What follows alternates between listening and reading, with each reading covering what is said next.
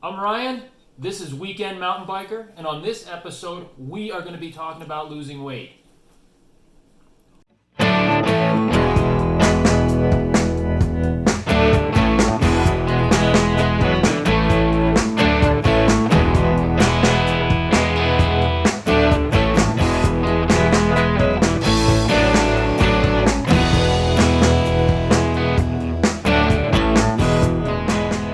Okay, so as promised, we are going to talk more about nutrition in this episode.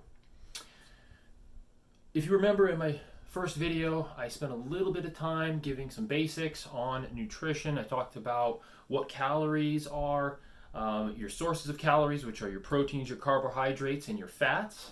I also had mentioned that I believe the average person should be eating about 17 to 1800 calories per day, even though kind of the long-standing standard has been about 2000. I just think people have a lot less activity than when that standard was made. And with today's lifestyles, 17, 1800 calories for your average person is probably more reasonable. The difficulty with nutrition is that it varies depending on your body type, depending on your lifestyle, depending on what your goals are. Your nutrition requirements will vary. So perhaps you're a person who's trying to lose weight, perhaps you're trying to gain weight, perhaps you have specific medical condition that demands a certain nutritional regimen. Or you're an athlete, let's say, and you're training for endurance. That's completely different than a person who is training to put on muscle mass. So probably the most common is weight loss. And that's the one I'm going to talk about today, is weight loss, because it's kind of universal. Everybody at some point wants to lose some weight. So it's going to be the one I'm going to address right now. You will not hear me talking about diet. Diet is a term that gets overused, and it's really developed a definition that's not applicable anymore. Everybody, when you say diet, people think of, well, I'm gonna go on a diet. I'm gonna eat or drink certain things for a period of time, 20, 60, 90 days. And you hear it all the time on the radio. Oh, lose 30 pounds in 30 days. Those things don't work. I mean, they do temporarily. But those diets are setting you up for failure.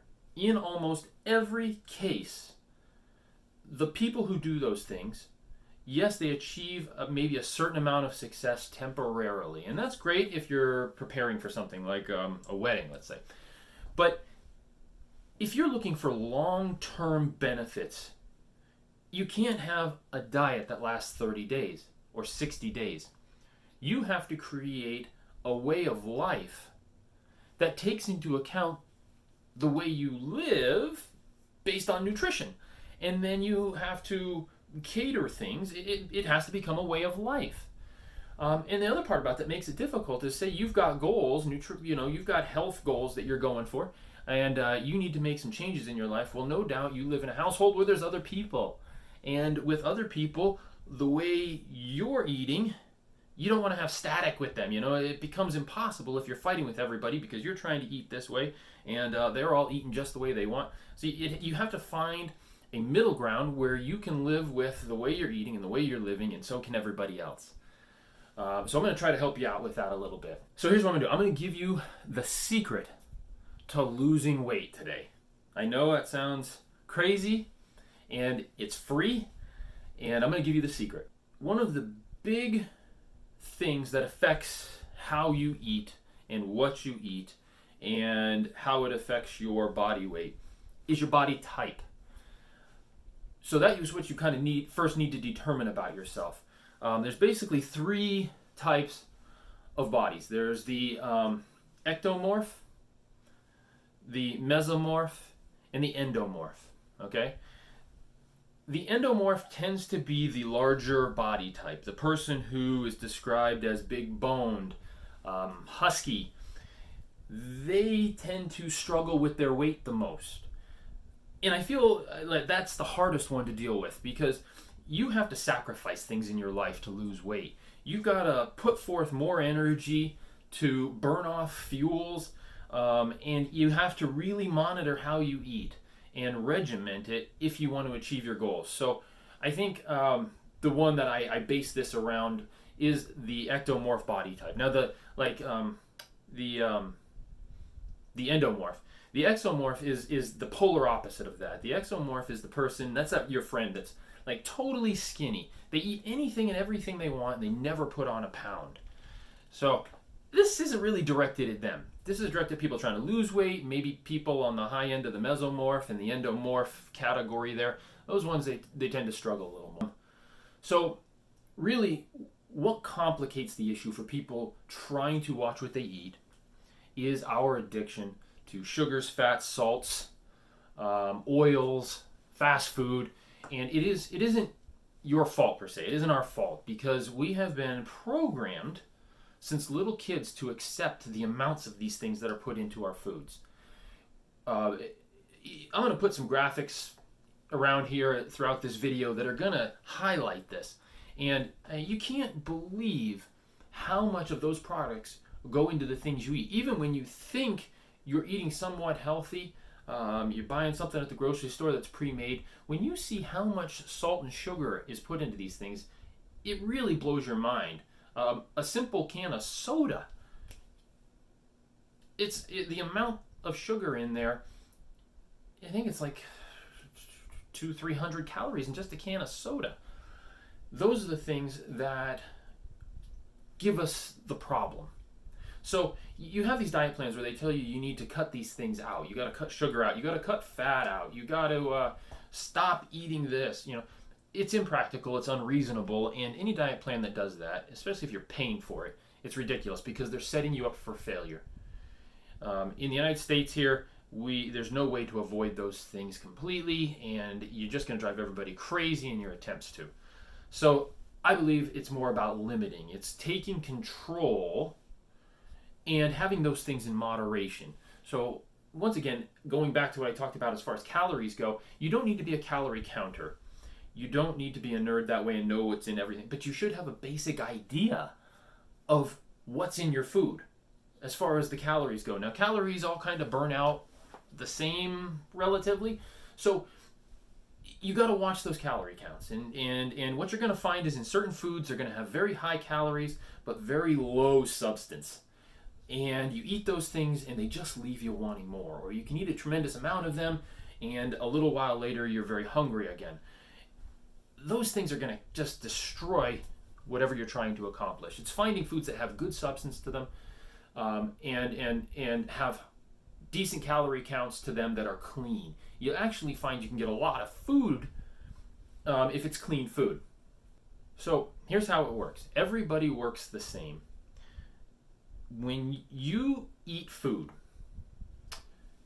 you activate your metabolism. It is actually the activity of eating that activates your metabolism. Your metabolism turns your food into energy, into activity, energy that you're going to use. Okay? While you're doing that activity, you're burning off the fuel, which was the food. And as your stomach shrinks, the nerves in your stomach are telling your body that, hey, we need to get some more stuff in here. You start feeling those hunger pains. You go eat again. Your metabolism is then jacked back up, and you have more energy to keep doing things. Now, if you overdo it, it makes you lethargic because so much energy is going into your metabolism trying to process the food. But you find the right combination, and it works in your favor. You take in the right amount of food, it keeps your metabolism up, and gives you the energy you need to carry on, and it will continue to burn fat off of your body. So I'm going to show you the formula to kind of create that effect in your life. You've heard the saying. Now I'm going to return back to the board of nut here. If you remember from the first one, my handwriting is so bad that I don't want to write out all of nutrition. So this is just going to be the board of nut.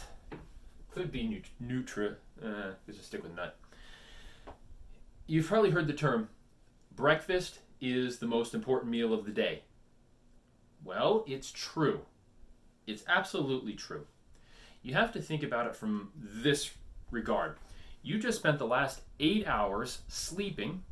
Your body was on an 8-hour fast. When you do that, your body goes into conservation mode. It's hanging on to as much as it can while doing what it needs to do throughout the course of the evening. But it's in what they call conservation mode. The first time you really start eating any type of quantity of calories, that starts the engine. And that turns off conservation and it turns on consumption.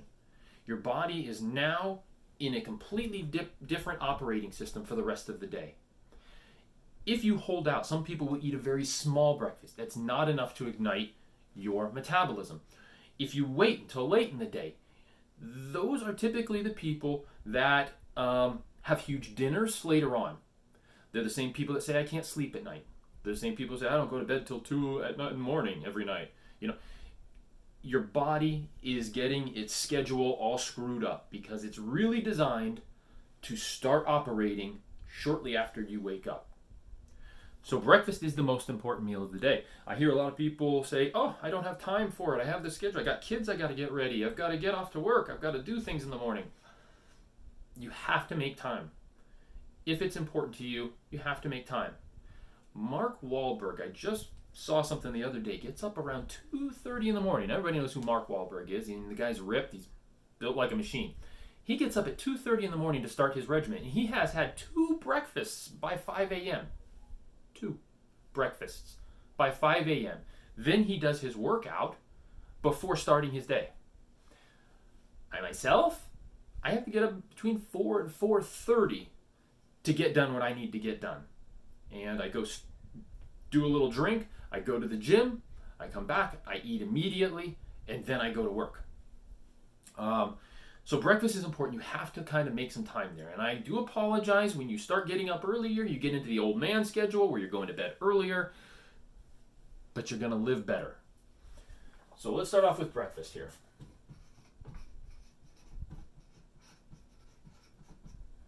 Most important, right? My recommendation for breakfast is 500 calories. It's not that hard to do, and I recommend keeping them clean. Maybe you don't like eggs or something like that. Stay away from cereal. I personally love eggs. I can eat tons of them. But a perfect breakfast to get your day going and get you at about 500 calories is 3 eggs and an avocado. You can put some seasoning on your eggs. You could even sprinkle a little bit of cheese on there. The things that you are eating are almost completely consumed. Okay, your body uses all of it. You're not going to store really any of it. Maybe just a little bit off the cheese, maybe. But it is an outstanding breakfast for you to get things going. And you can scramble up and have the eggs ready to go in about 6 or 7 minutes. Avocados are God-made. They come, already prepackaged. You just take them with you and eat them. Okay, so there's no biggie there. If you can't find 10 minutes in the morning to provide yourself with a nutritional start, you need to pick up a brochure on a nice, calm, relaxing vacation spot. As Brian Regan said, pick up a Montana brochure. Okay, so what are you going to do after breakfast? Well, lunch, right? So we'll go down here to lunch. I got to be honest with you. This is too far.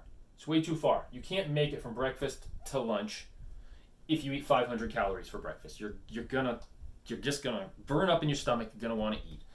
So we'll throw in a snack. The perfect snack for you, and I believe it's about 100 to 120 calories, is an apple.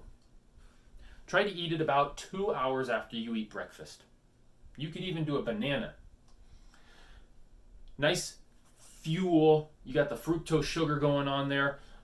It stays with you just a little bit better. You got some good fiber in there. Nice piece of fruit. It's going to carry you all the way to lunch. Say breakfast is at 7, snacks at 9, lunch maybe around 11 to noonish, okay? Here we go, 500 calories again. This is the one that you kind of got to be careful of. Our habits are to go to fast food or to go to the local cafeteria, go to the little cart on the corner, whatever it is. They're not providing you with the calories that you need, the right calories, okay? For example, if you go to McDonald's or Burger King and you're trying to get 500 calories, their smallest burger, their little tiny cheeseburger, Burger King. This is not the Whopper. This is not the Big Mac. This is not the double-double at In-N-Out. The small burger at McDonald's or Burger King has 350 to 400 calories. I can eat 10 of those. Okay? You're going to eat it and you will literally be starving when you're done with it. You can't eat something like that. I recommend trying, if you got to go fast food, I recommend places like Chick-fil-A, lose part of the bun, get some chicken in there.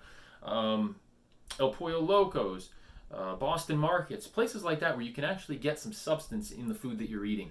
The grocery store is a great place to find a good quick meal. You can go in there and order a 1/4 pound of meat and a 1/4 pound of cheese and roll that up, and you can add to it a little salad or something right there on the side, and you're going to get a much more substantial 500 calories in about the same amount of time.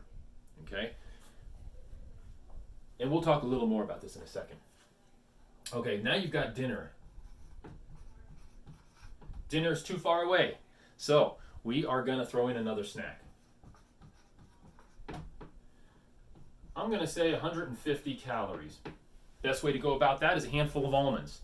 If you work in a place where you can keep a little dish of almonds around, about 25, 30 almonds get you there. Slow down, eat them over the course of an hour, just pop one in your mouth, keep chewing on something. That action of just even chewing is part of what activates your metabolism. It's amazing how the body works. So you just want to keep something going. It just takes the edge off. That's what you're looking to do. You could eat beef jerky, original beef jerky. Stay away from the teriyaki jerky. It's got sugar in it. Turkey jerky, even better. I mean, it's just such a clean protein. It's going to put something in your stomach to help calm it a little bit, and it's going to help you bridge that gap getting to dinner time, okay? This is the one that disappoints everybody right here. 500 calories, right?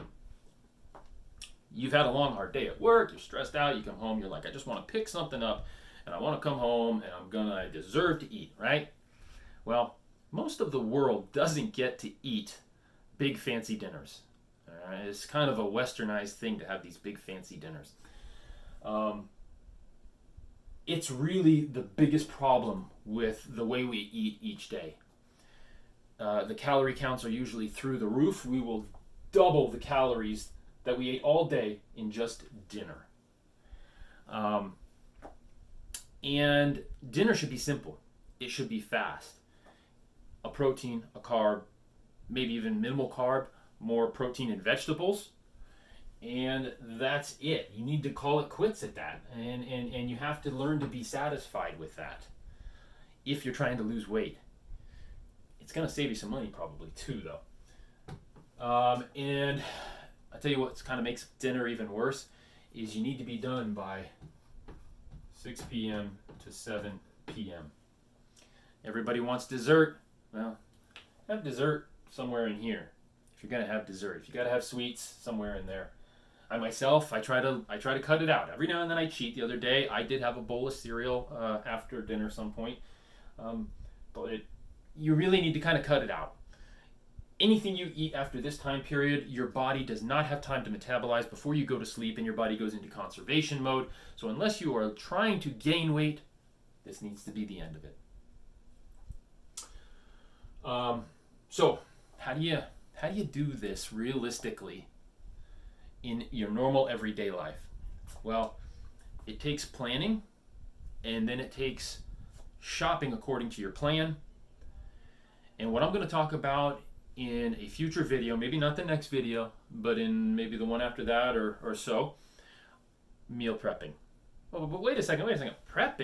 Meal prepping, that's for like fancy, that's athletes, that's bodybuilders, meal prepping. No, it is the best way for you to manage how you eat. And I guarantee you that if you get good at meal prepping, you will save money every week. You will save time every week.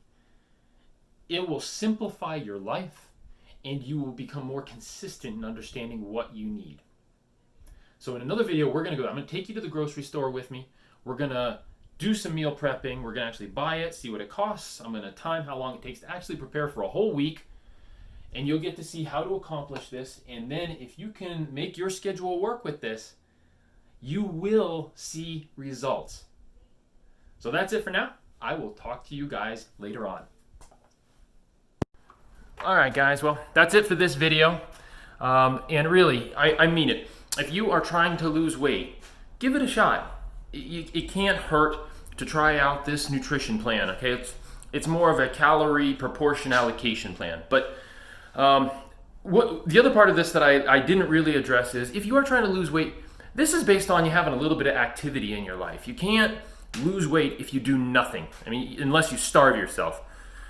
But if you really want to lose weight, you want to make some progress, you got to have an elevated heart rate now and then throughout the day. They say 100 to 130 beats per minute for periods of 30 minutes to 45 minutes or longer throughout the day. But that's how you're going to really lose some weight. But hopefully you found this useful, and give it a shot. You will see some results.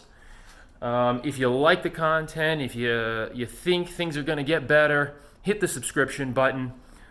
Give me a thumbs up on this if you find it useful, and hit the bell notification, because I do have more videos coming out, and I'm going to try to start releasing them once a week. So enjoy, take care, and remember, it's about being healthy and having fun.